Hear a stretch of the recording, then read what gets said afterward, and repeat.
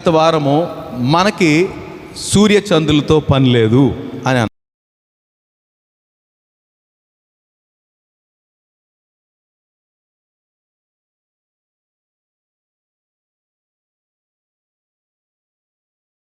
చూసి అనుకుని వెళ్ళిపోయినట్టే.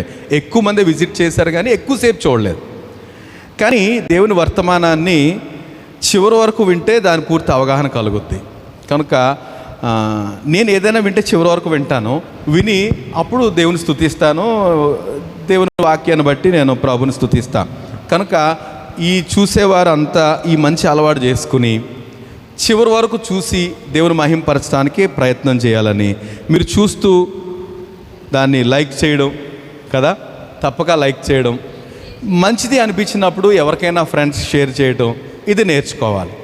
రైట్? మీకు సంతోషం కలిగించినప్పుడు చాలా వీడియోస్ చూస్తాం, పర్వాలేదులే అనుకుంటాం, యావరేజ్ అనుకుని మనం చూసి విడిచిపెట్టేస్తాం. కనుక ఒకవేళ అలా కాకుండా అరే బాగానే ఉంది కదా దేవునికి స్తోత్రం అన్నప్పుడు దాన్ని లైక్ చేసి షేర్ చేయండి, అది దీవెనకరం. Thank you, God bless you.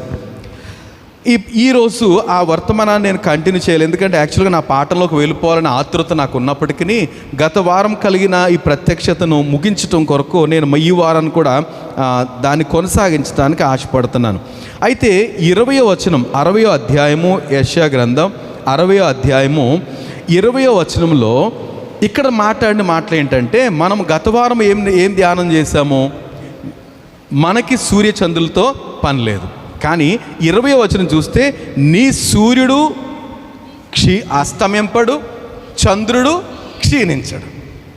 దీన్ని కొంచెం అంటే ఈ మాటను బేస్ చేసుకుని ఈ టైటిల్ ఎలా ఉండాలి? నీ సూర్యుడు అస్తమింపడు, చంద్రుడు క్షీణింపడు అనే దాన్ని ధ్యానం చేయాలని నేను ఆశపడుతున్నాను. అంటే మనము ఇప్పుడు లోకంలో వచ్చే సూర్యుడు చంద్రులతో మనకు పని లేదు అన్నప్పుడు ఆశ్చర్యమే కలుగుద్ది. కొంతమందికి పూర్తి అవగాహన లేని ఇది ఎక్కడ సంత, ఇదేదో కొత్తగా ఉన్నారు వీళ్ళంతా, వీళ్ళ భూమి మీద ఉండాల్సిన వాళ్ళు కాదు.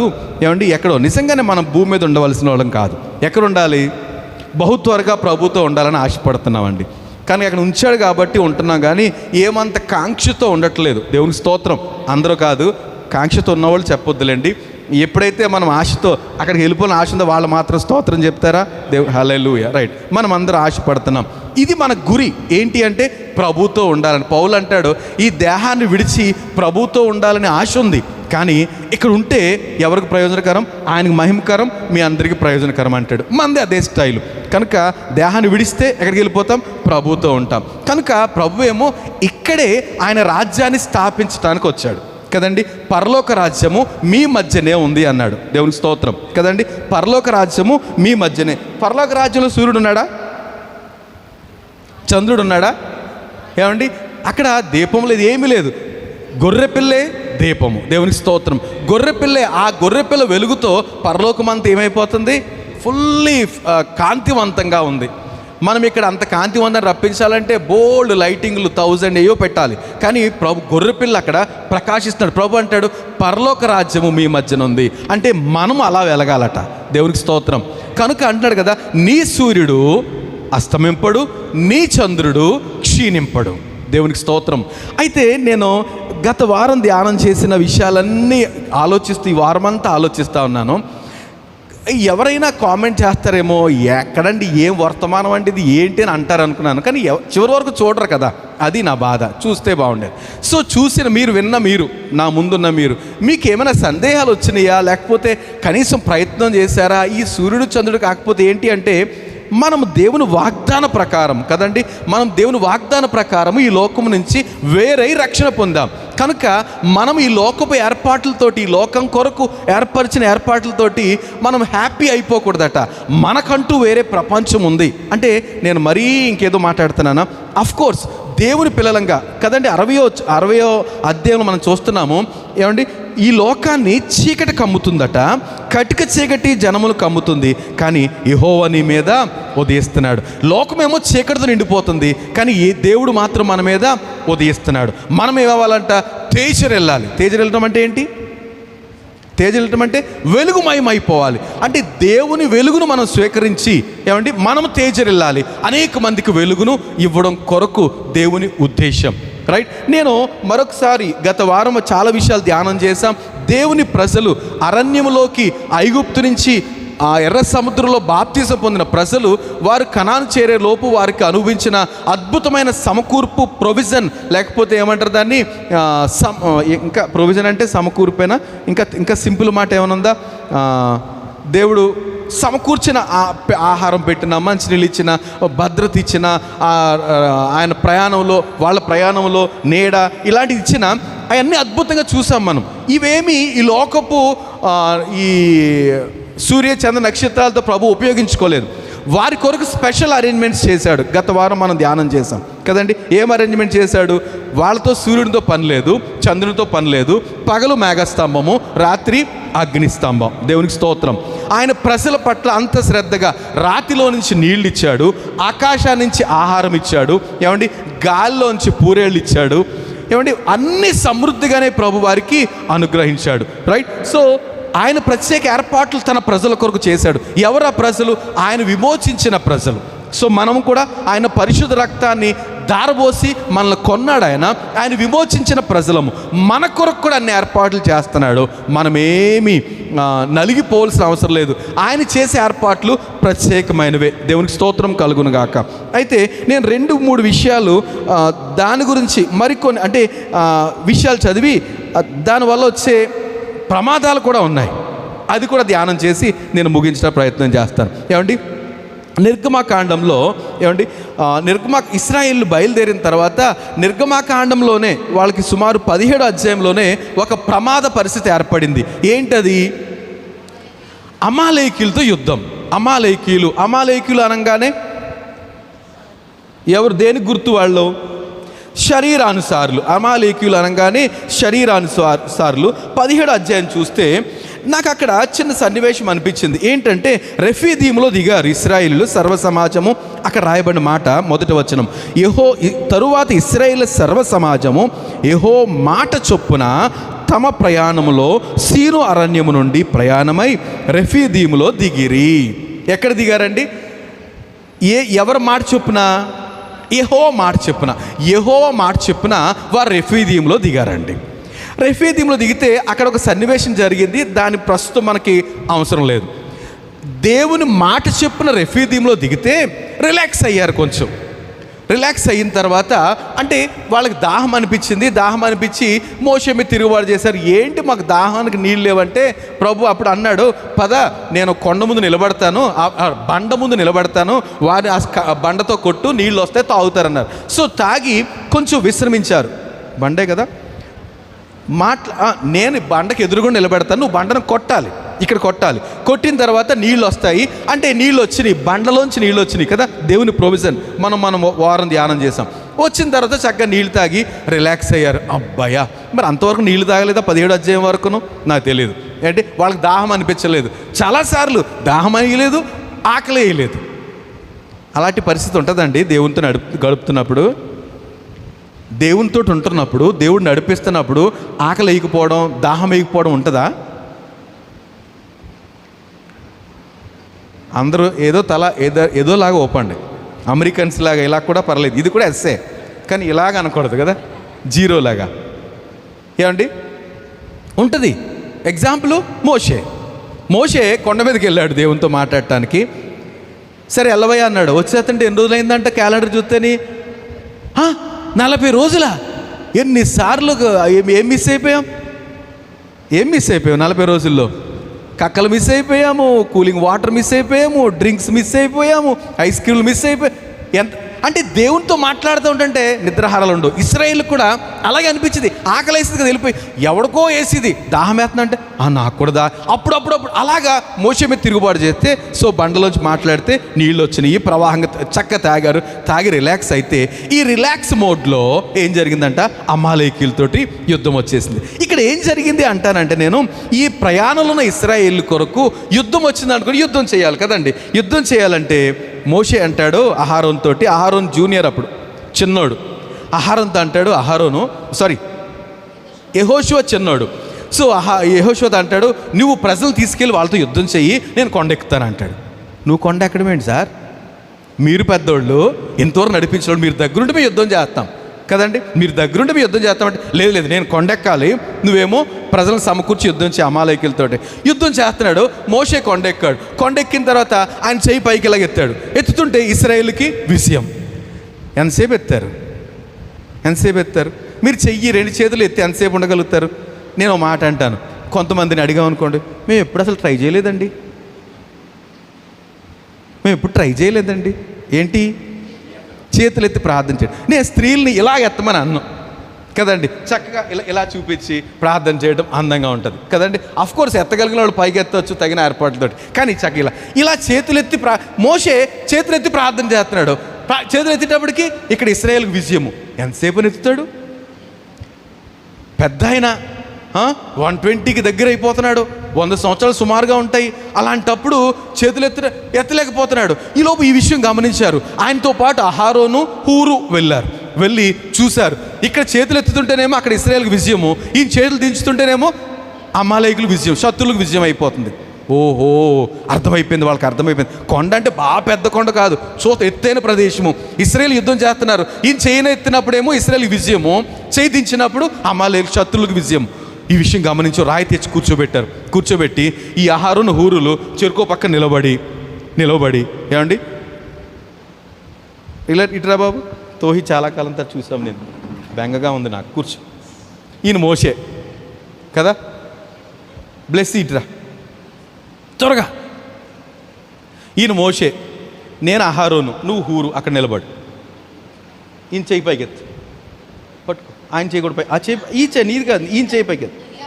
ఈ చేయి ఇలా పట్టుకో తల్లి. లాగుతున్నాయి చేతులు నీకు, లాగో, ఎందుకంటే పూర్తిగా సపోర్ట్ తీసుకున్నావు కదా, వదిలేస్తే లాగుతాయి. ఇలాగే పట్టుకుని ఉన్నారు. ఇలా పట్టుకుని ఉంటే విజయం, ఇశ్రాయేలుకి విజయం. ఏకదాటిగా శత్రువులు ఎక్కేస్తున్నారండి పూర్తిగా. సాయంత్రం అయ్యేటప్పటికి మొత్తం మటాష్ అమాలేకులందరూ అప్పుడు చేయించారు. ఎవరు? అహరోను హూరులు ఇద్దరు ఈ విషయాన్ని గమనించారు. ఏంటండి ఇది? నాకు అర్థం కాదు. ఏంటంటే ఆయన చేయెత్తితే వాళ్ళకి విజయం ఏంటి? దేవుని ఏర్పాటు, దేవునికి స్తోత్రం. ఏమండి, మన సూర్యుడు అస్తమింపడు, మన చంద్రుడు క్షీణించడు. ఏమండి, ఈ ఏర్పాట్లు ప్రత్యేకం. ఇది సోద్యం అనిపించలేదా? ఏమండి, చేతులు ఎత్తడం అనేది అంత పవర్ఫులా? ఇప్పుడు మనకేదైనా శ్రమ వచ్చిందనుకో ఎవరు చేతులు ఎత్తాలి? మోషే చేతులు ఎత్తాలి కదండి. మోషే లేడు కదా, మరి ఎవరు ఎత్తాలి చేతులు? మనం ఎత్తాలి. చూద్దాం ఒకసారి తిమోతికి రాసిన మొదటి పత్రిక. బాగుందా? కూర్చుంటా. Thank you. ఏమండి, మొదటి పత్రిక, తిమోతికి రాసిన మొదటి పత్రిక 2వ అధ్యాయం 8వ వచనం చదువుదామా?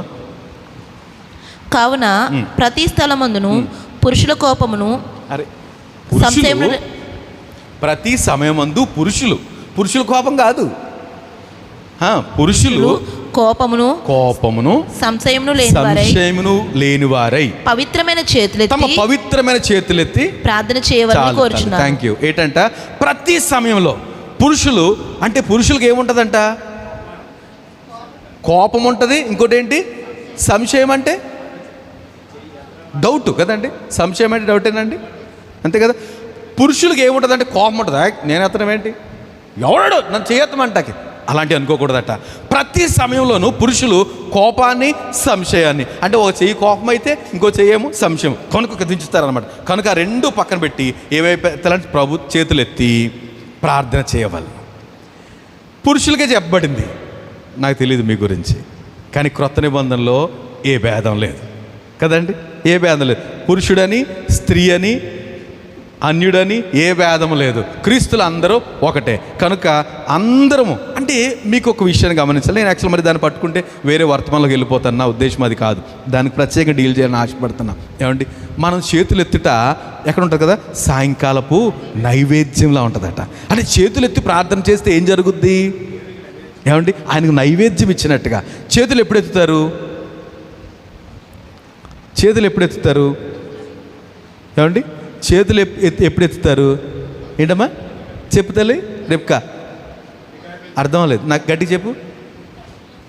కష్టం వచ్చినప్పుడు, అంటే ప్రార్థన కొరకు కాదు, ఇంకెప్పుడు 2 చేతులు ఎత్తి లొంగిపోయినప్పుడు ఇప్పుడు పోలీసులు తరుముకొస్తున్నారండి, వీడు పరిగెడతాడు, రాళ్ళు గెట్టేస్తాడు, ఇక దొరికిపోయామనుకున్నాడు ఏం చేస్తాడు? చేతులు ఎత్తినప్పుడు ఏం చేస్తారు వాళ్ళు? వేదవా ఇప్పుడు దొరికావు, ఇంకేం కొట్టక్కర్లే అంటే అర్థం ఏంటి? ఐ సరెండర్, నేను లోబడిపోయాను. ఇది అనమాట మనం చేతులు ఎత్తడం అనేది. మనం అందరం గుర్తుంచుకోవాలి, పురుషులందరూ గుర్తుంచుకోవాలి, స్త్రీలు కూడా గుర్తుంచుకోవాలి. అవసరం వచ్చిన ప్రతిసారి, పురుషులైతే ఆల్ ద టైమ్స్, ప్రతి సమయమందును కోపము సంశయం విడిచిపెట్టి తమ పవిత్రమైన చేతులెత్తి ప్రార్థన చేయాలట.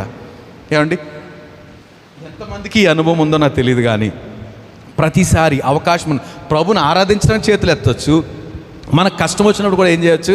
చేతులెత్తి ప్రార్థన చేయొచ్చు. అన్ని ప్రక్కన పెట్టి ఇక్కడ ఈ ఏర్పాటు చూస్తే నాకు ఆశ్చర్యం అనిపించింది. అమ్మా, దేవుని ప్రజల పట్ల దేవుని కార్యాలు. ఇప్పుడు మోషే చాలా బలవంతుడండి. మీకు తెలుసా, ఒక్క దెబ్బతోటి ఐగుప్తుని చంపేసి భూమిలో కూరేశాడు. అంత బలవంతుడు, చాలా సమర్థుడు. కనుక ఈ యాకోబు ఇస్సాకు గురించి అంటారు, అన్య దేశం తిరుగుతున్నప్పుడు ఆ ఇస్సాకు ఆ అన్య దేశంలో బహుశా అమాలేకుల దగ్గర ఇంకెక్కడో ఉంటాడు, ఆ దేశంలో, పరాయి దేశంలో. వాళ్ళు అంటారు, నువ్వు చాలా బలవంతుడివి అంటారు. ఎవరు? ఈయన ఫారినర్గా ఒక దేశంలో ఉంటే, అన్య దేశంలో ఉంటే ఆ దేశస్తులు అంటారు, నువ్వు చాలా బలవంతుడివి, నీతో మేము ఆగలేము, కనుక మాకు నీకు ఒక నిబంధన కావాలి అంటారు, సమాధానం కావాలంటారు. అంటే ఇశ్రాయేల్ నేచురల్గా చాలా బలవంతులండి. అలాంటప్పుడు మోషే సీన్లో దిగితే ఎలా ఉండేది? యెహోషువ తప్పుకో అనేసి ఆయన ముడేశాడు అనుకోండి, లేకపోతే దిగడానికి సీన్లోకి, మరి ఏం చేద్దారు? కానీ ఆ ఏర్పాట్లు చేయలేదు. ఏం చేశాడు? నేను బలవంతుడే, కానీ ఈ సమయంలో ఏం కావాలి? దైవ సహాయం కావాలి. కనుక ఆయన వైపు చేతులెత్తాడు. రైట్, ఆ నీతి సూర్యుడు మనలో ఉదయింపచేస్తున్నాడు. మనం లోకంతో పోరాడినట్టుగా మనము లోకంతో పోరాడాల్సిన అవసరం లేదు. మనం ఏం చేయాలంట? ఎవరి వైపు? లోకం వైపు కాదండోయ్, కదా, లోకం వైపు సరెండర్ అనకూడదట. సమస్య లేదు. ఎవరి వైపు చేతులెత్తాడు? కొండకెళ్ళాడు, ప్రభు వైపు చేతులెత్తాడు, ఇక్కడ గొప్ప విజయాన్ని చూశాడు. దేవుని మహిమ కలుగును గాక. అంటే మన విధానంలో ప్రభువు మన కొరకు చేసే ఏర్పాట్లు లోకంలో ఎవ్వరూ చేయలేనివి. ఏమండి, లోక పోకడ కాదు, యుద్ధానికి వస్తే కాలు దువ్వటమే.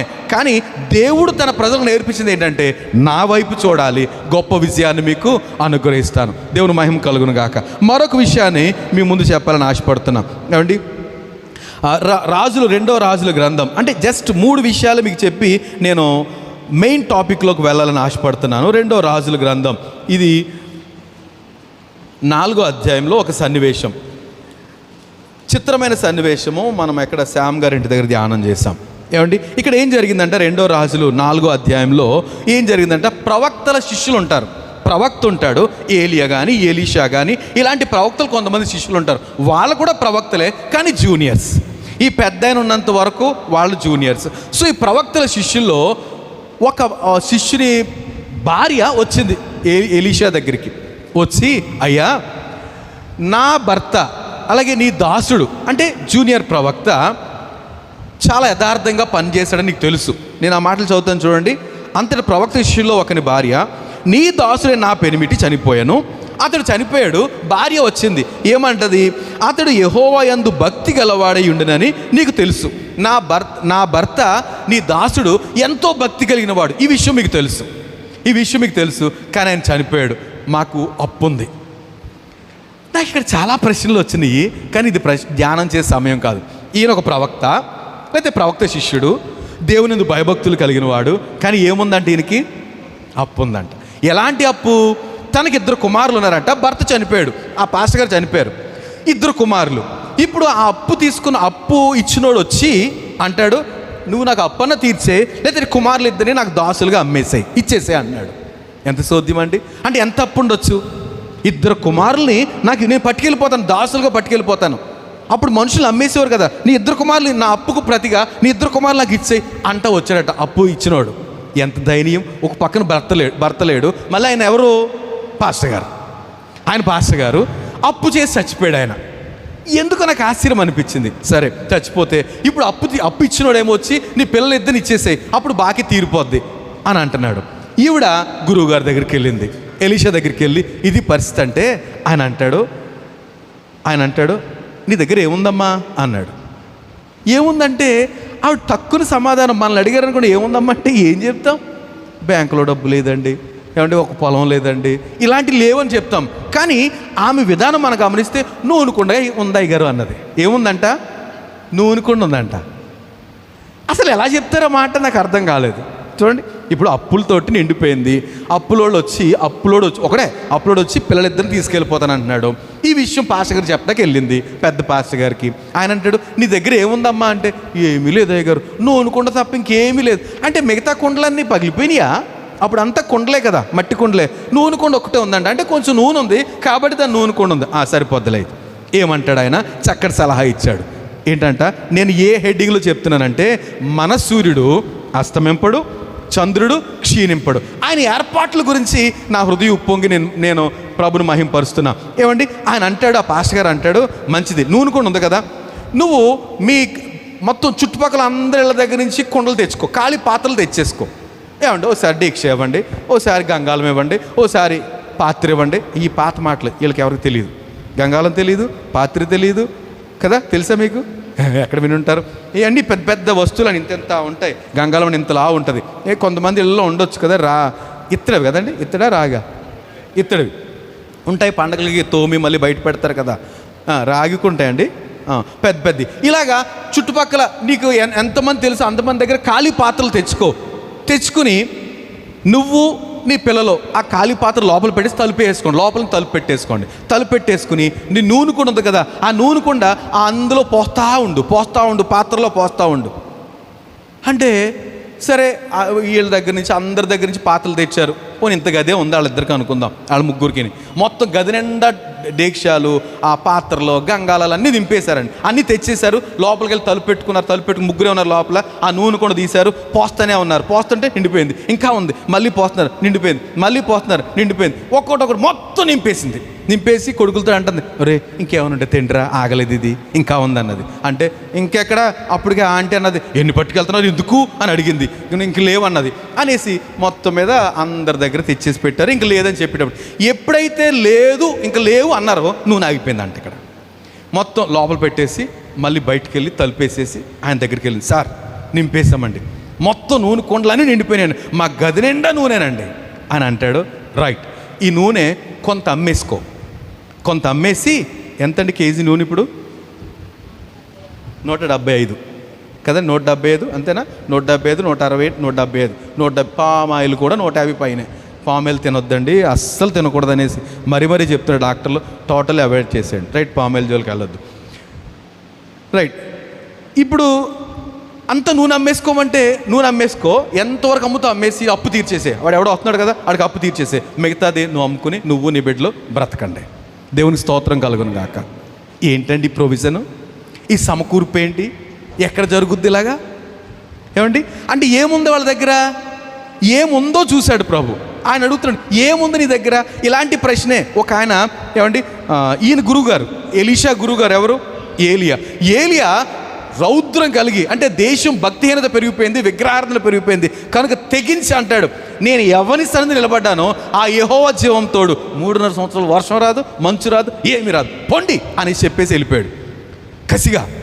అంతే, వర్షం పట్టం మానేసింది. ఊహించండి, ఇప్పుడు ఎండాకాలం. ఏమండి, ఈ సంవత్సరం వర్షాలు లేవంట అన్నారనుకోండి, వర్షాలు వచ్చే వరకు కూడా మనం ఈలోపు చచ్చిపోతాం ఆ భయంతో కదండి, ఎంత అడుగుపోతున్నాము. రైట్, కానీ 3.5 సంవత్సరాలు వర్షాలు లేవంట. సో సేవకుని మాత్రం దేవుడు పోషిస్తున్నాడు. పోషించిన తర్వాత ఒక వాగు దగ్గర ఉండమన్నాడు. సరే, అది అయిన తర్వాత వాగు నీళ్ళు ఎండిపోతున్నాయంట. ఇప్పుడు మరలా కబురు పెట్టాడు, వచ్చి అంటాడు కదా, ఇదిగో ఈ వాగు ఎండిపోతుంది కదా, నువ్వు పలానా దేశం వెళ్ళు, అక్కడ ఎవరు సారేపతు అనే ఊరికి వెళ్తే అక్కడ ఒక విధవరాలు చెప్పాను నిన్ను పోషించమని. ఏ టైం అండి అది? కరువు ప్రాంతం, కరువు కాలము, వర్షాలు లేవు, 3.5 సంవత్సరాలు వర్షాలు రావు. ఇప్పుడు ఎన్ని సంవత్సరాలు అని తెలియదు. అక్కడ ఎవరికి ఆజ్ఞాపించాడట? ఒక విధవరాలకి ఆజ్ఞాపించాను, ఆమె నేను పోషిస్తే ఎలవా అంటే ఏలియా అనుకుంటాడు. అలాంటోడివే నువ్వు, అంతేనా? ఎలాంటోడివి? విధవరాల చేత కూడా నన్ను పోషింపగలిగిన సమర్థుడు. ఇంతవరకు ఎలా పోషించాడు దేవుడు ఏలియాని? ఏమండి, చిన్న నది దగ్గర, చిన్న ఏరు, ఏంటంటే ఏదది? వాగు, కెరీతు వాగు దగ్గర కూర్చుంటే ఆ నీళ్ళు, వాగులు కొంచెం నీళ్ళు వస్తుంటే ఇలా పట్టుకుని తాగేవాడు. ఇలా కాకులు వచ్చి రొట్టె, కరువు కాలంలో ఏమూస్తే సరిపోద్ది, కనీసం ఏ గంజి ఏదో ఉంటే సరిపోతుంది. అలా కాదంట, రొట్టె మాంసము రొట్టె ఎప్పుడు తింటామండి మనం? మా తాతయ్య కాదు, మా తాతయ్య వాళ్ళ నాన్నగారు, ఆయన మాంసం రొట్టె ఎప్పుడు తినేవారంటే ఆయనకి పెన్షన్ వచ్చేదట. పెన్షనో మరేంటో తెలియదు కానీ కొబ్బరికాయలు తీసినప్పుడు, కొబ్బరికాయలు తీసినప్పుడు డబ్బులు వస్తాయి కదా, వాళ్ళకి ఆదాయం అదే, ఇంకా పెన్షన్ గిషన్లు ఏం లేవు, ఇప్పుడంటే వస్తున్నాయి. కొబ్బరికాయలు తీసినప్పుడు ఆ కొబ్బరికాయలన్నీ ఆయన కొడుకు సంసారం చక్కబెట్టేది కొడుకు, ఈయన మాత్రం పెద్ద ఆయన మీసాలు తిప్పుకుంటూ కోడి పందాలు వేసుకుంటూ తిరిగేవాడట. కొబ్బరికాయలు దింపుకి వచ్చిన తర్వాత ఆ కొబ్బరికాయలు అమ్మి ఆ రోజు అనేవాడట, అమ్మ నాకు వరన్నం పట్టలేదమ్మా. అంతవరకు పడేది, కొబ్బరికాయలు తీసిన రోజున మాత్రం వరన్నం పడేది కాదు. కనుక ఏం చేసుకున్నాడు, పిండి తెచ్చుకుని, ఆయన దొరల దగ్గర వంటలు చేసేవాడు అనమాట ఇక్కడ రంగుల్లో. కనుక పిండి చేసుకుని చికెను, ఆ రొట్టె మాంసం తినేవాడట. నేను చెప్పేది ఏంటంటే, ఎప్పుడు తింటారు రొట్టె మాంసం? జీతాలు వచ్చినప్పుడు, ఏమండి, దింపు తీసినప్పుడు, లేకపోతే పెన్షన్ వచ్చినప్పుడు, సమృద్ధిగా ఉన్నప్పుడు తింటారు. కానీ ఈ ఏలియాకి ఎప్పుడు పెట్టాడు దేవుడు? కరువు ప్రాంతంలో దేవుని సేవకునికి రొట్టె మాంసం ఎక్కడ నీరసమైపోతాడు అనేసి. తీరా ఇప్పుడు అది అయిపోయిన తర్వాత ఆ కెరీతు వాగు దగ్గర సారేపతు ఊరు వెళ్తే అక్కడ అంటాడు దేవుడు, అక్కడ ఒక విధవరాలకు చెప్పాను నేను వెళ్ళవయ్యా అంటే, ఈయన వెళ్ళాడు. వెళ్ళేటప్పటికి ఆ ఊరిలో ఒక చెట్టు కింద ఒక విధవరాలు పుల్లలు ఏరుకుంటుంది. పుల్లలు ఏరుకుంటుంటే ఆయన పిలిచి అంటాడు, అమ్మ కొంచెం నీళ్ళు ఈ తల్లి అన్నాడు. మనమైతే ఏం చేస్తాం? ఏ కాలం అది? కరువు కాలం. నీళ్ళేమంటే, ఏందయ్యా ఏం మాట్లాడుతున్నావు, నువ్వు చూస్తే ఇలాగేదో దేవుని సేవకులాగా ఉన్నావు అంటది కదా. సరే, ఆమె ఏం చేసిందంటే తేవడానికి వెళ్తుందంట. పిలిచి అమ్మమ్మ అదే చేతితోటి చిన్న రొట్టు ముక్కతే అమ్మ అంటుందంట అన్నాడంట. అంటే ఆవిడంటది, అయ్యా నువ్వు దేవుని సేవకుడివి, నీకు మరుగైంది ఏది లేదు నా అనలేదులే, కానీ నీ దేవుని జీవంతోడు నా ఇంట్లో కొంచెం ఏంటంట, తొట్టులో కొంచెం పిండి ఉంది, బుడ్డులో కొంచెం నూనె ఉంది, అది తప్ప ఏమీ లేదు. చచ్చిపోకముందు నేను నా కొడుకు చేసుకుని తినేసి చచ్చిపోదామని చూస్తున్నాము, అందుకే పుల్ల ఏరుకుండా వచ్చానంటే ఆయన అంటాడు, నథింగ్ టు వర్రీ, ఏం భయపడక్కర్లేదు. దేవుడు భూమి మీద వర్షం పంపించేటంత వరకు తొట్లో పిండి అయిపోదు, బుడ్లో నూనె అయిపోదు, ముందు మాత్రం నాకు తీసుకురా అన్నాడు. వెంటనే ఏం మాట్లాడలేదు, వెళ్ళింది, ఒక రొట్టె చేసి ఏమండి కొంచెం మంచిలు తీసుకుని సేవకునికి ఇచ్చింది, మళ్ళీ వెళ్ళింది కొడుక్కి తనకి చేసుకుంది, మళ్ళీ సాయంత్రం అయ్యింది, ఒక రొట్టె చేసింది కొడుక్కి ఇచ్చింది, అదే పట్టడి పిండి, అదే బుడ్లో కొంచెం నూనె. ఎంతకాలం వచ్చిందంట? అక్కడ రాయబడిన మాట ఏంటి? తన ఇంటివారు, నేను ఆల్రెడీ చాలాసార్లు డిస్కస్ చేసాం, ఇంటివారు అంటే ఎంతమంది వచ్చి ఉంటారు? అప్పుడు తన బంధువులు ఉన్నారు, పిన్ని ఇంకా రొట్టె ఉందా, మొన్నే ఉందన్నా కొంచెం ఉందన్న, అదే ఆశీర్వాదం. ఏం చేస్తున్నావు పిన్ని? మొదట పట్టుకెళ్ళి అక్కడ చెట్టు కింద ఉన్నాడు ఒక పాస్టర్ గారు, ఆయనకి ఇస్తున్నాను, అంతే మళ్ళీ అంత వచ్చేస్తుంది రండి అనేసి వాళ్ళ చిన్నమ్మ, పెద్దమ్మ, అత్తగారు, మాంగారు, మరిది వీళ్ళందరూ వస్తున్నారు, వాళ్ళందరికీ చేసి పెడుతుంది. మొదట మాత్రం ఏం చేస్తుంది? దేవుని సేవకునికి ఇచ్చేస్తుంది.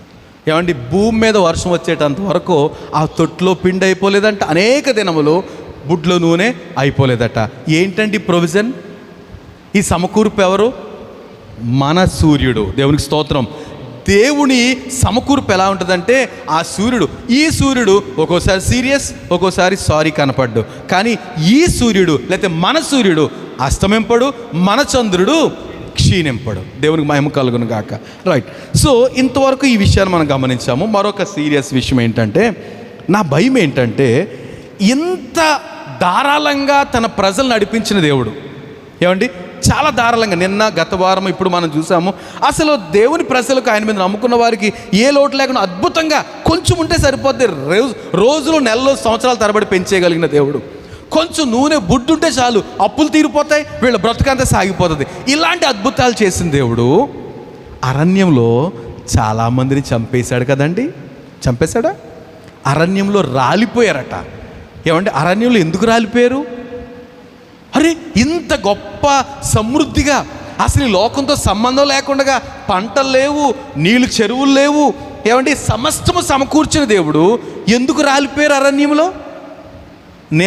ఇది ఈరోజు నా సందేశం ఏంటంట, ఎందుకు ఇశ్రాయేలీయులు అరణ్యంలో రాలిపోయారండి?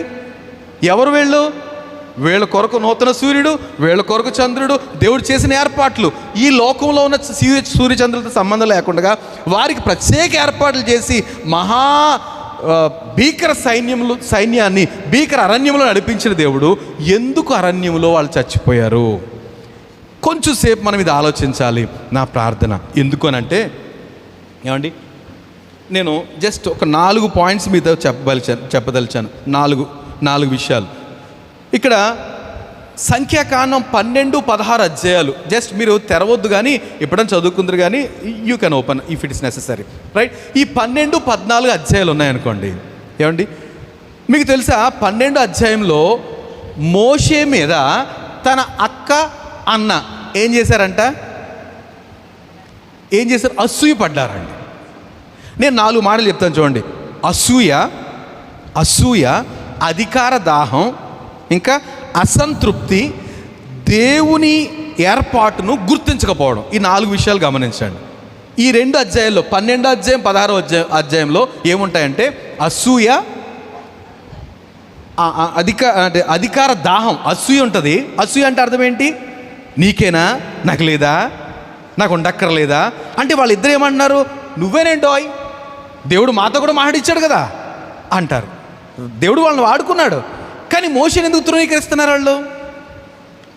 రైట్. సో ప్రభు అక్కడ ఏముంటుంది? అక్కడ చదివితే హఠాత్తుగా దేవుడు అన్నాడు, you come to my presence అన్నాడు. అంతే, రండి, ప్రత్యక్ష గుడార దగ్గర రండి అన్నాడు. ఏమన్నారు? ఏం చేసింది తప్పు వాళ్ళు? దేవుడు నీతోనే మాట్లాడిచ్చాడా, మాతో మాట్లాడించలేదా, నువ్వేనా అంటే అసూయ, ఇంకా అధికార దాహం, అధికారం మాకెందుకు ఇవ్వట్లేదు. తర్వాత ఇంకొక మాట ఏంటంటే అసంతృప్తి. ఇప్పుడు కోరాహు ఉన్నాడు కదండి 16 అధ్యాయంలో. కోరాహు, అబీరాము, దాతాను, ఇవి చాలాసార్లు నేను గుర్తు చేస్తాను, కానీ ఈ సందర్భంగా జ్ఞాపకం చేస్తాను. ఎందుకు ఇంత సమృద్ధిగా ఇశ్రాయేలు నడిపించినాడు, అంతమంది ఎందుకు చచ్చిపోయారు అని అంటే వాళ్ళలో ఏముంది? అసూయ ఉంది, అసంతృప్తి ఉంది. అంటే కోరాహు ఎవరు? లేవీయుడే, కానీ అంటాడు నువ్వేనేంటో, అందరూ సమానులే, అందరూ పరిశుద్ధులే, మేము కూడా అంటాడు. ఎవరిని? మోషేని కాదని. ఏం జరిగింది అక్కడ? భూమి నెరవిడిచి కోరాహు, అబీరాము, దాతాను వాళ్ళతో కొంతమందిని భూమి నెరవిడిచి మింగేసిందట. మిగతా వారిని ఆకాశం నుంచి అగ్ని వచ్చి దహించేసిందట. ఏమండి, ఇక్కడ ఏం జరిగింది? 12వ అధ్యాయంలో తన సహోదరునికి కుష్టు రోగం వచ్చింది. చూస్తుండగానే కుష్టు రోగం భయంకరంగా సగం ఒళ్ళు కుళ్ళిపోయిందట. ఎవరికి? వాళ్ళ అక్కకి, ఆ మోషే అక్కకి. కారణం ఏంటి? ఏమంటే ఇంత అద్భుతంగా దేవుడు నడిపిస్తాడు. అంటాడు కదా, నేను మీకు వెలుగు. ఏమంటాడు 60వ అధ్యాయంలో? నీ దేవుడే నీకు వెలుగు, నిత్యమైన వెలుగు. దేవుడు నిత్యమైన వెలుగు బాగానే ఉంది, కానీ ఈ లక్షణాలు కనుక మనకుంటే ఏమైపోతామంట? నా పాయింట్ అర్థమవుతుందా? ఇది మిస్ అవ్వకూడదు. ఏముండకూడదు? అసూయ, అధికార దాహం, అసంతృప్తి. అసంతృప్తి అంటే నిజంగా క్రైస్తవులైన మనకి ఏముండాలంటే తృప్తి ఉండాలండి. దేవా, మీరు మాకు ఇచ్చిన కృపను బట్టి మీకు స్తోత్రం అనాలి. ఆ తృప్తి లేని జీవితాలు ఎప్పటికీ సంతోషంగా ఉండలేవండి కదండి. నేను ఒక ఎగ్జాంపుల్ తరచూ చెప్తాం చాలాసార్లు కదండి. ఒక మనలాంటి వ్యక్తి ప్రార్థనకి వెళ్ళి, గుడిలోకి వెళ్ళి ఊరికి ప్రార్థన చేస్తున్నాడు. ప్రభు ఎన్ని రోజులు అడుగుతున్నా నాకు షూస్ ఇమ్మని, షూస్ ఇవ్వటం లేదు, మంచి షూస్ ఇక్కడ జిప్ ఉండి పై వరకు ఉండాలి, అలాంటి షూస్ అడుగుతున్నాడు, ఇవ్వట్లేదు అనేసి ఊరికే బాధపడిపోతున్నాడు, దేవుని బ్లేమ్ చేస్తున్నాడు. ఈలోపు టక్క టక్క మన శబ్దం వచ్చింది, టక్క టక్క టక్క టక్క శబ్దం వచ్చిందంట. వచ్చి దూరంగా మోకరించి 2 చేతులు పైకెత్తి ప్రభువా మీరు ఇచ్చిన కృపను బట్టి మీకు స్తోత్రం అన్నాడంట. ఈడెవడో నేనేమో కంప్లైంట్ చేస్తుంటే స్తోత్రం అన్నాడు. వెనక్కి చూసేటప్పటికి వాడికి 2 కాళ్ళు లేవట. 2 కాళ్ళు లేవు, వేసుకోవడానికి చెప్పులు వేసుకోవడానికి అవకాశమే లేదు, కానీ వాడు ఏం చేస్తున్నాడు? దేవానికి స్తోత్రం అన్నాడు. వీడు 2 కాళ్ళు ఉన్నాయి, ఏం లేవంట, చెప్పులు ఉన్నాయి, షూస్ సోకుదారు చెప్పులు లేవని, షూస్ లేవని దేవుని కంప్లైంట్ చేస్తున్నాడు. ఏమి లేదు, మొదటోడికి సంతృప్తి లేదు. కనుక మనం గమనిస్తే ప్రభు ఎక్కడ మనం విడిచిపెట్టేలేదండి. కానీ మనం ఏం చేస్తున్నాము? ఎవరినో చూస్తున్నాం, ఎత్తైన వారిని చూసి మనం ఊరికి నలిగిపోతున్నాము. ఈ కోరాహు, అబీరాము, దాతాను, లేకపోతే అహారోను, మిరియాములు, వీళ్ళలో సంతృప్తి లేదు, అధికార దాహం. అంటే మేమెప్పుడు అక్కడ మోషే అంటాడు, అయ్యో నేను కోరుకున్నానా, ఆయన కదా ఇచ్చాడు నాకు అంటాడు. ఏమంటే దేవుడిచ్చిన అధికారాన్ని, దేవుడిచ్చిన అర్హతను మనం ఏం చేయాలి? గౌరవించాలండి. అది ఆయన ఇచ్చింది కనుక గౌరవించాలి. ఈ లక్షణాలు వాళ్ళకి లేకపోవడం వల్ల ఏమయ్యారు? అరణ్యంలో రాలిపోయారు. దేవుని ప్రొవిజనే, నిత్యమైన వెలుగే, కానీ ఈ 4 లక్షణాలు ఉండడం వల్ల ఏమంటే చాలామంది చచ్చిపోయారు. ఒక ఆమె అయితే కుష్టు వ్యాధితో, తర్వాత మళ్ళీ మోషే ప్రార్థన చేస్తే అప్పుడు బాగుపడింది. ఇంత సీన్ ఎందుకు వచ్చింది? ఏమండి ఆలోచన చేద్దాం. నిజంగానే దేవుడు మన పట్ల గొప్ప కార్యాలు చేస్తాడని ప్రభుని స్తుతిస్తున్నాం. కానీ ఈ ప్రయాణంలో చాలా జాగ్రత్తగా ఉండాలి. అర్థమవుతుందండి? మన క్రైస్తవ ప్రయాణం నిజంగా అద్భుతమే. లోకానికి వేరుగా మనల్ని ప్రత్యేకంగా దేవుడు చూస్తాడు. మన పట్ల ఆయన ఏర్పాట్లు అద్భుతంగా ఉంటాయి. కానీ మనలో ఏముండకూడదు? అసూయ ఉండకూడదు. అసూయ, అసంతృప్తి వరుసగా చెప్పేద్దాం. తర్వాత అధికార దాహం ఉండకూడదు. ఇంకోటి ఏంటి? దైవ చిత్తాన్ని, దేవుని ఏర్పాటును అంగీకరించాలి, సన్మానించాలి. ఎవరికి అధికారం ఇచ్చాడో ఆ అధికారాన్ని మనము గౌరవించాలి. నాకు కావాలనుకోకూడదు. ఆయన టైం ఉంది కదండి. దావీదుని గమనించండి, ఎంత అద్భుతంగా దావీదుని దేవుడు ఆల్రెడీ అభిషేకించేశాడు, ప్రవక్తను పంపించి, ఎప్పుడు బాలుడుగా ఉండగానే, సౌలు కాదని. కానీ టైం వచ్చే వరకు దావీదు ఏం చేశాడు? వెయిట్ చేశాడండి. దావీదుతో వాళ్ళు అంటారు, ఇదిగో సౌలు అనవసరంగా అన్నెసరీగా నీ మీద తిరుగుబాటు చేసి నీ చంపేద్దాం అనుకున్నాడు, ఇప్పుడు టైం దొరికిందిగా చంపేయి అంటే, అయ్యో ఆయన ఇశ్రాయేలు రాజు, దేవుని చేత అభిషేకం పొందినవాడు, మన మీద ముట్టుకుని ఎవరు నిర్దోషులు అవుతారు? కనుక లేదు, ఆయన టైంలోనే ఆయన ఇస్తాడో మనకు అనవసరం. సో దావీదుకి సరైన టైం వచ్చింది. ఈయన చేతికి అంటకుండగానే అదంతా క్లియర్ చేసి తర్వాత తీసుకెళ్ళి రాజుగా నిలబెట్టాడు. అంటే దావీదు ఏం చేశాడండి? దేవుడిచ్చిన అధికారాన్ని సన్మానించాడు. అవకాశము త్వరపడి లాక్కోలేదు, వచ్చేటంత వరకు వెయిట్ చేశాడు. ఆ పని చేయలేకపోవడం వల్ల కొరాహు, అబీరాము, దాతాను, లేకపోతే మిరియాము వీళ్ళు చాలా ఇబ్బంది పడ్డారు. కొంతమంది చచ్చిపోయారు. రైట్? సో ఈ మాటలు గమనించండి దయచేసి. ఏమి ఉండకూడదు మనకి? అసూయ ఉండకూడదు. నిత్య జీవితంలో గుర్తుంచుకోవాలి, అసూయ ఉండకూడదు, అసంతృప్తి ఉండకూడదు. అంటే అసంతృప్తి ఎందుకు ఉంటుంది? మనం మన గురించి చూద్దాం. మనకు తినడానికి తిండి ఉందా? సమస్త కృపలు, ప్రభుని స్తోత్రం. ఎదుటోళ్ళని గమనించి అనవసరంగా మనం బాధపడిపోతాం. అసూయ వద్దు, అసంతృప్తి వద్దు, అధికార దాహం వద్దు. ఇంకా దేవుడిచ్చిన ఏర్పాటును గౌరవిద్దాం, అంగీకరిద్దాం, త్రోసివేయొద్దు. రెండో విషయం చూద్దాం. రెండో విషయం చూస్తే ఏమండి, నిర్గమకాండం 32వ అధ్యాయంలో చెడ్డ వాటిని ఆశించకూడదండి. మనం డైలీ బ్రెడ్లో ధ్యానం చేసినట్టున్నా కదండి. చెడ్డ వాటిని ఆశించకూడదండి. చెడ్డ వాటిని ఆశించడం అంటే మీకు ఈ సందర్భం చెప్తాను. ఏమండి, ఇశ్రాయేలీలు దేవుడు ఐగుప్తులను తీసుకొస్తూ ఏమండి ఎర్ర సముద్రం అక్కడే 10 అద్భుతాలు చేశాడు. ఇశ్రాయేలుకేమో వెలుగు, వాళ్ళకేమో చీకటి.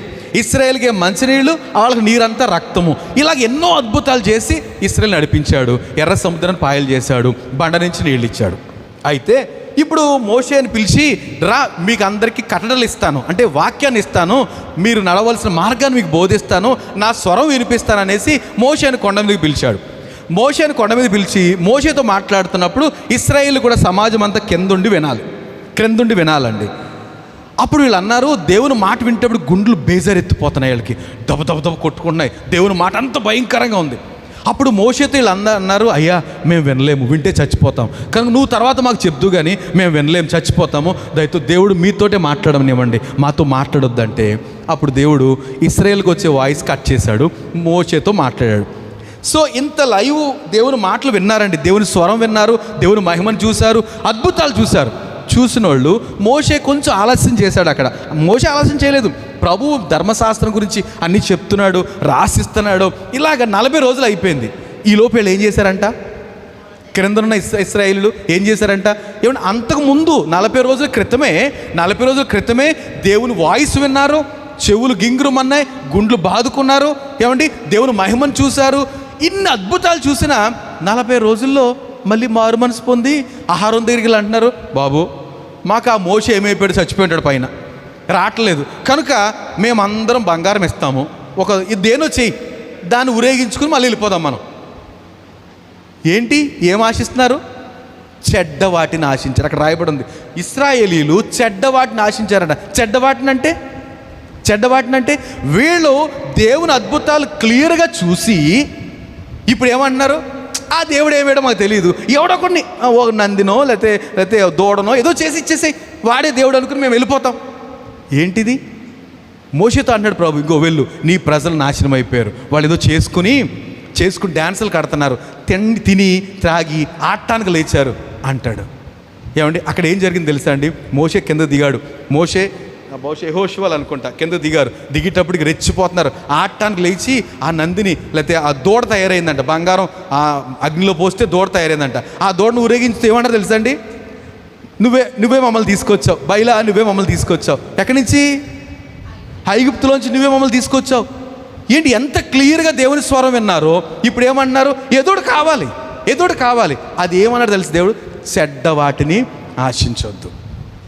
అప్పుడు మోషే అంటాడు, బయట కిందకు వచ్చిన తర్వాత పాలెం దగ్గర నిలబడి, లేవీలు ఎవరో నా దగ్గర రండి అన్నాడు.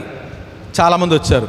మీ కత్తి తీసుకోండి, మీ సహోదరుల్ని ఎవడైతే ఇలాంటి పిచ్చి పనులు చేశారో నరికి పాడండి అంటే 3,000 మందిని చంపేశారటండి. ఆ రోజు 3,000 మంది చచ్చిపోతే అప్పుడు దేవుడు శాంతించాడు. మోషే మళ్ళీ పరిగెత్తుకెళ్ళాడు, క్షమించు ప్రభువా అని. అంటే ఇశ్రాయేల్ ఎక్కడ రాలిపోయారు? అరణ్యంలోనే, అండర్ హిస్ గవర్నమెంట్. ఏమండి, కొత్త సూర్యుడు, క్రొత్త చంద్రుడు, క్రొత్త ఏర్పాట్లలోనే 3,000 మంది రాలిపోయారు. కారణం ఏంటి? చెడ్డవాటిని ఆశించి. దయతో మీకు ఒక విన్నపం, మనం ఆశించేవి ఏమై ఉండకూడదు? చెడ్డవాటిని ఆశించవద్దు. చెడు అన్నదాన్ని మనం ఆశించవద్దు. మీరు అడగకూడదు నన్ను, ఏది చెడండి అనకూడదు. మేము స్టాఫ్తో డీల్ చేసేటప్పుడు ఏమండి, కొన్నిసార్లు మనం పని చేస్తాము, ఇది రైటా రాంగా, మంచిదా చెడదా అన్నప్పుడు ఏం చేయాలండి? ఏం చేయాలి? సందేహం వచ్చింది అనుకోండి, ఈ పని చేయొచ్చా చేయకూడదా అని సందేహం వచ్చినప్పుడు ఏం చేయాలి? మానేయాలి. ఎందుకని? సందేహంతో చేసేది, అనుమానంతో చేసేది పాపము. కనుక చెడు అన్నదాన్ని విడిచిపెట్టేసామా దీవించబడతాం. దేవుని అద్భుతమైన ఈ పోషణలో మనం తృప్తి పొందుతామండి. ఎందుకని? మనం సామాన్యులం కాదు. ఇదే తప్పులు అన్యులు ఎవరు చేసినా దేవుడు ఎవరికి అనవసరం, దేవుడు పట్టించుకోలేదు. కానీ దేవుని ప్రజలు చేస్తే మాత్రం దేవుడు మౌనంగా ఉండడు. ఎందుకని? వారి కొరకు ఏర్పాట్లు ప్రత్యేకమైనవి. మనం విమోచించబడిన ప్రజలము. మన నీతి సూర్యుడు మన మీద ఉదయిస్తున్నాడు. కనుక ఆ నీతి సూర్యుడు సాయంకాలం కనపడకుండా పోవడం. ఏమండి, చంద్రుడు క్షీణించడం కుదరదు. ఆయన అస్తమించడు, ఆయన క్షీణించడు. ఎల్లకాలం ఒకే లైటింగ్తో మనల్ని చూస్తున్నాడు. కనుక మనం ఎలా ఉండాలట? పైన 4 ఉండకూడదు, ఇంకెందేం ఉండకూడదు? చెడ్డవాటిని ఆశించకూడదండి. ఏదైనా సరే అది చెడు అన్నదాన్ని సవినయంగా దాన్ని ఆ పక్క పెట్టేసి, బాబు ఇంతవరకు మేము పొరపాటుని దాన్ని ఆశించాను, ఇక్కడి నుంచి ఆశించను అని ఒక తీర్మానం చేసుకున్నామా ఎంత దీవించబడతామో. ఈరోజు ప్రభు బలను మనం సమీపించాలి కదండి. ఒక మంచి తీర్మానంతో ప్రభు దగ్గరికి వెళ్ళామా దీవించబడతాం.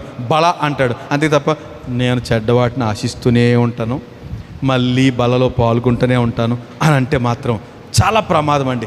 నాకు ఎందుకు ఇశ్రాయేల్ రాలిపోయారంటే, వేల కొలది రాలిపోయారు ఏంటంటే ఆయనకి ఇష్టలుగా, అనేక మంది ఇష్టలుగా ఉండలేకపోయారట. నేను మరొక విషయాన్ని, సంఖ్యాకాండం 25 అధ్యాయంలో మనకు బాగా తెలిసిన విషయమే. ఈ సందర్భంగా నేను చెప్తున్నా, ఏమండి, వారి వలె మీరు వ్యభిచారులై ఉండకూడదు అని కొరింథీ పత్రిక 10వ అధ్యాయంలో చెప్తాడు. వ్యభిచారం చేసి, ఏమండి, వ్యభిచారులై అక్కడ ఎంతమంది? 24,000 మంది చచ్చిపోయారంటండి. ఏం చేసి? వ్యభిచారం చేసి. కారణం ఏంటంటే, ఏమంటే, మోయాబు రాజుకి ఒక పనికిమాలిన ప్రవక్త సలహా ఇచ్చాడు. ఇశ్రాయేల్ని జయించడం ఎవడి వల్ల కాదు, వీళ్ళు దేవుని ప్రజలు, ఇగో అమాలేకులు వచ్చారు, ఈ మోషేలు చేతులు ఎత్తితే సర్వనాశనం అయిపోయారు, వాళ్ళతో పెట్టుకోకయ్యా. అయ్యా మరి ఎలాగా?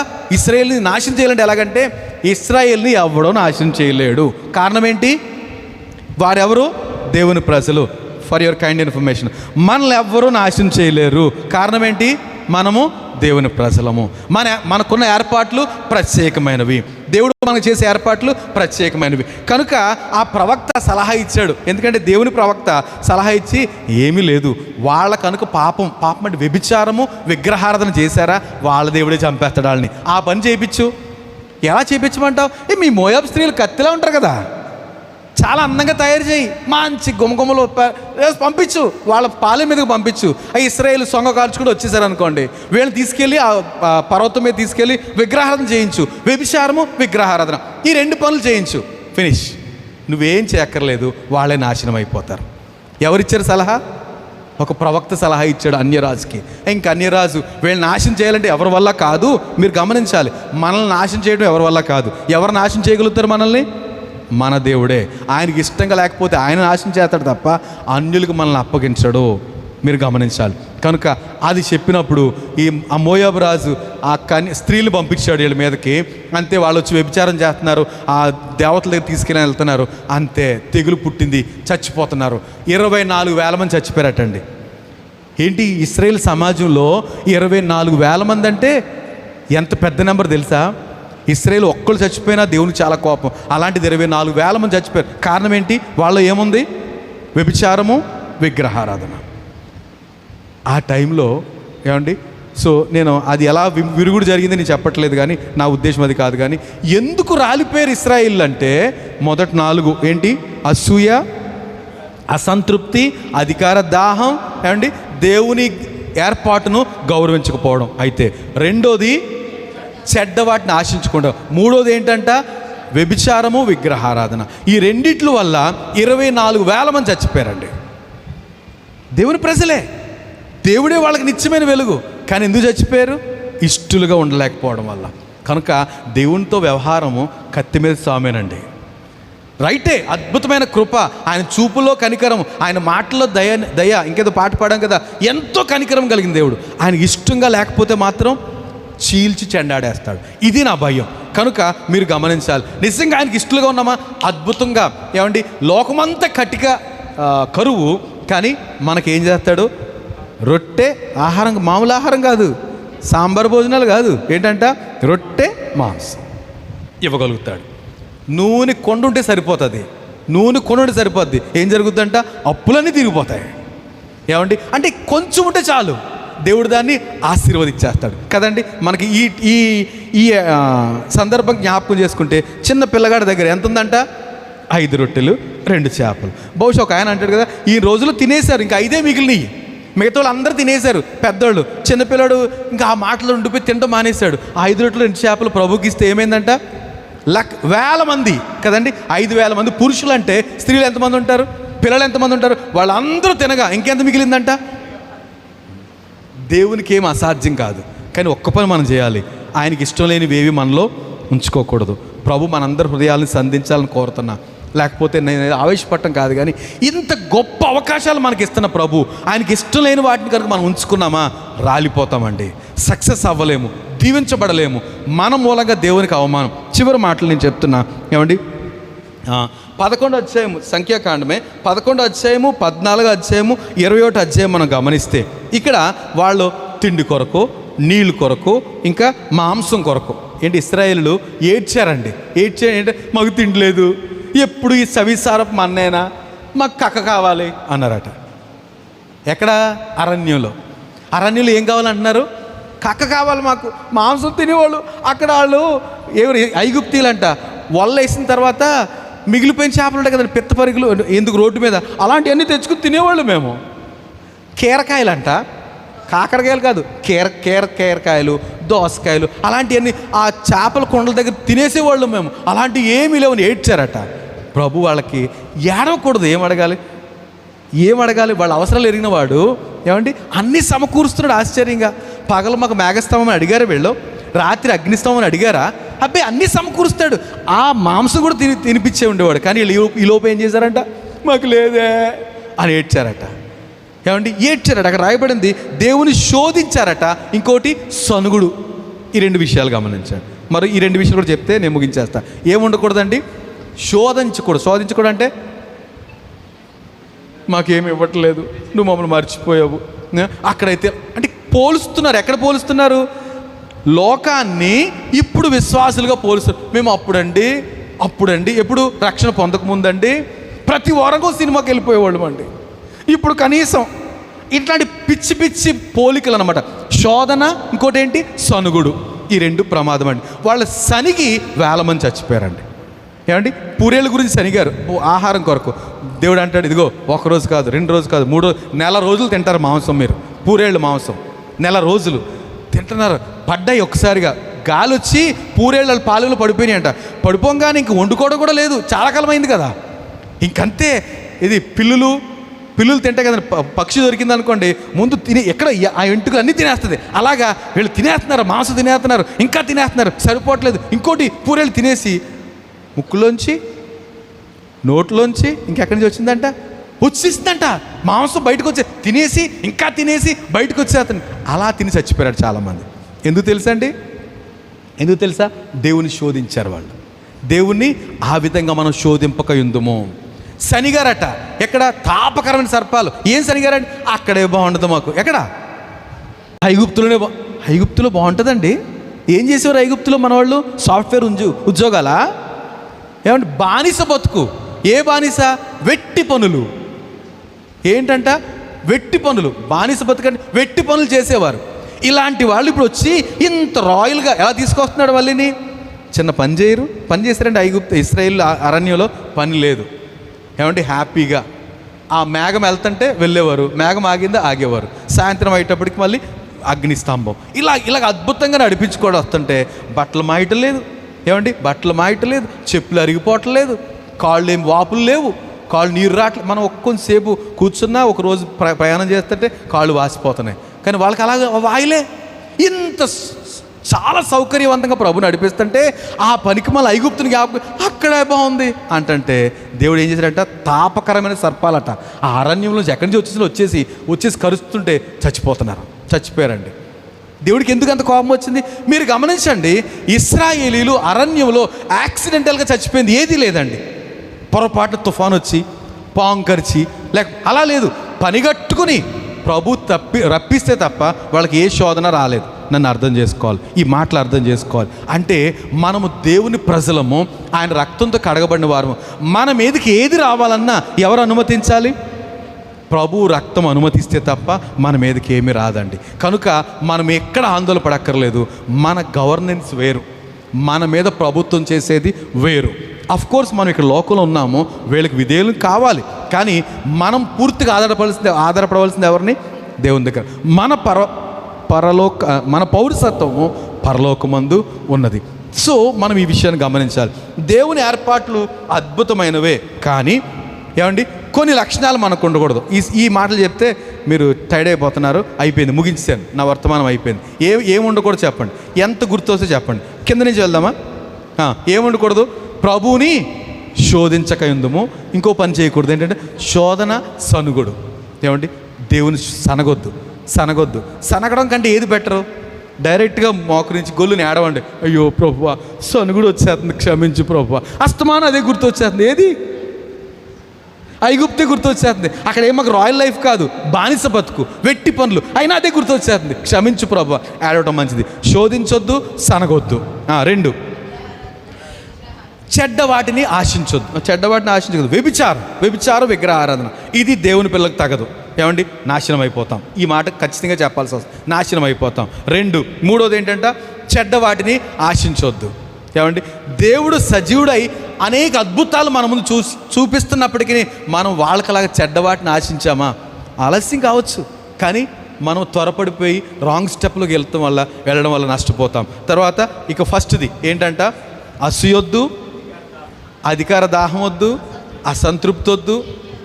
ఏమండి, 3 ఆ మీద ఉన్నాయి: అసూయ, అధికార దాహం, అసంతృప్తి. ఇంకోటి, దేవుని యొక్క ఏర్పాటును ఎప్పుడు ఎదిరించవద్దు. సో ఇలా చేసి అరణ్యంలో రాలిపోయారు వాళ్ళు. కనాను వెళ్ళలేదు. మనం ఎక్కడికి వెళ్ళాలి? పరలోకం వెళ్ళాలి. ఇలాంటి లక్షణాలు కనుక మనకు ఉంటే ఏం గొప్ప పేరు గొప్ప ఊరు దెబ్బ అంటారు చూసారా? అలాగ పేరేమో వాళ్ళకి వేరే సూర్యుడంట, వేరే చంద్రుడంట, మధ్యలో రాలిపోయారట. మన గురించి అలాగ అనకూడదు. కనుక వాళ్ళని చూసి దృష్టాంతాలుగా దేవుడు మనతో మాట్లాడుతున్నాడు. ఇట్టి వాటిని మనం కలిగి ఉండొద్దు. దయతో చిన్న ప్రార్థన చేద్దాం.